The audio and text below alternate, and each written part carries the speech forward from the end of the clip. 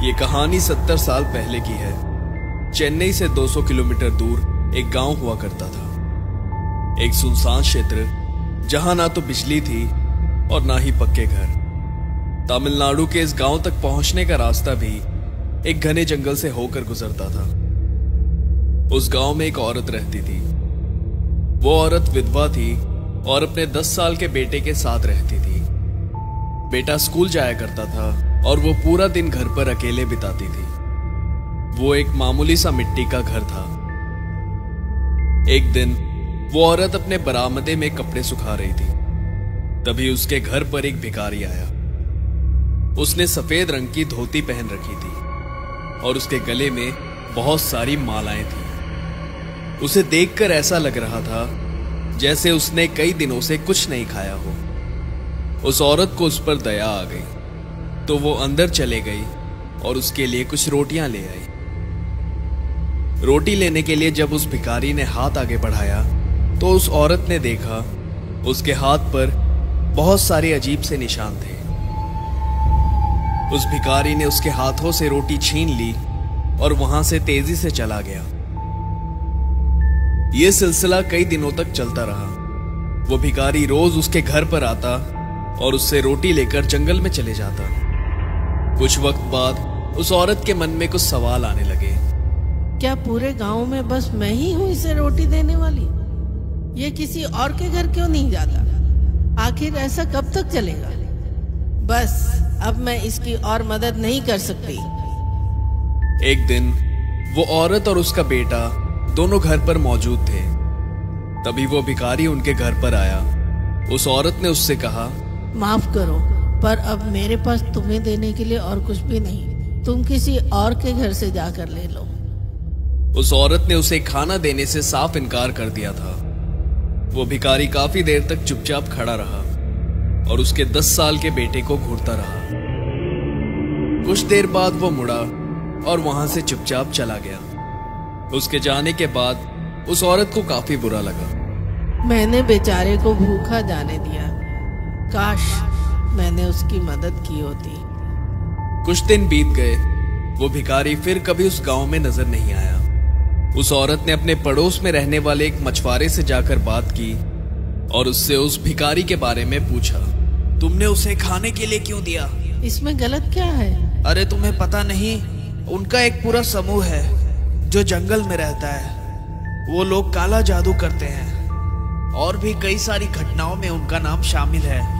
अब जब वो तुम्हारे घर से रोटियां लेकर जा रहा था तो जरूर उसने तुम्हारे घर पर भी जादू टोना किया होगा। ये सब सुनकर वो औरत काफी डर चुकी थी। कुछ दिन बीत गए पर कुछ भी नहीं हुआ। एक दिन वो औरत घर पर अकेली थी। वो चूल्हे पर खाना बना रही थी। तभी अचानक उस चूल्हे के बगल के सिंक में से एक हाथ बाहर निकला। ये कैसे हो सकता है? जब उस औरत ने ध्यान से देखा तो उस हाथ पर वही निशान थे जो उसने उस भिखारी के हाथ पर देखे थे। तभी उसे सब कुछ याद आया। उसने एक रोटी ली और उस हाथ पर रख दी। उस हाथ ने झट से उस रोटी को दबोचा और वापस चला गया। यह सिलसिला कई दिनों तक चलता रहा। जब भी वो औरत खाना बनाने लगती वो हाथ सिंक में से बाहर निकल आता।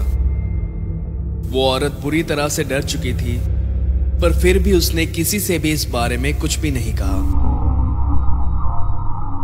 कई महीने बीत गए। वो औरत अब परेशान हो चुकी थी। उसने इस परिस्थिति से बाहर निकलने की एक तरकीब सोची। दूसरे दिन उसने चूल्हे पर तेल रख दिया।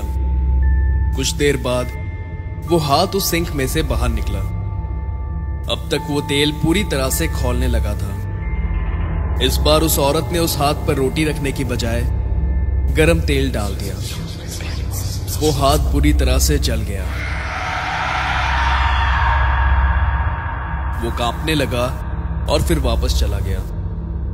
उस औरत को लगने लगा कि उसने उस भिखारी या फिर तीसरी शक्ति को सबक सिखा दिया है। कुछ देर बाद उस औरत को घर के बाहर से किसी के रोने की आवाज सुनाई दी।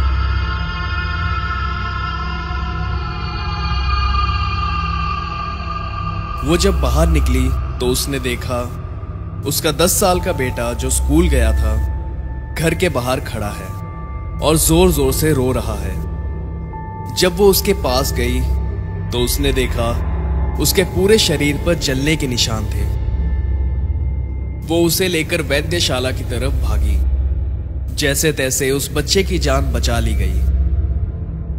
उस घटना के बाद से उस औरत को फिर कभी वो हाथ नजर नहीं आया। इस बात को कई साल बीत गए। कुछ लड़कों की टोली उस जंगल में अन्वेषण कर रही थी।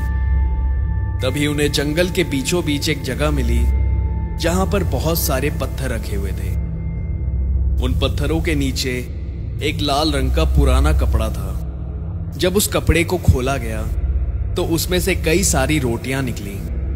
जांच करने पर पता चला कि वो कई साल पुरानी थी, पर हैरानी वाली बात यह थी कि वो अभी भी बिल्कुल ताजी थी।